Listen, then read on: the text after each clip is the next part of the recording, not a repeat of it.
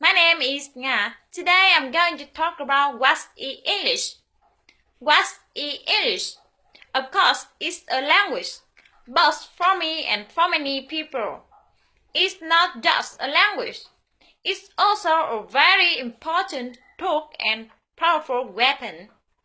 It's necessary skill for our life and success in the 21st century.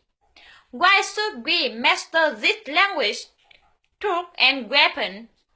Why should we spend so much time and energy on English? The answer is obvious.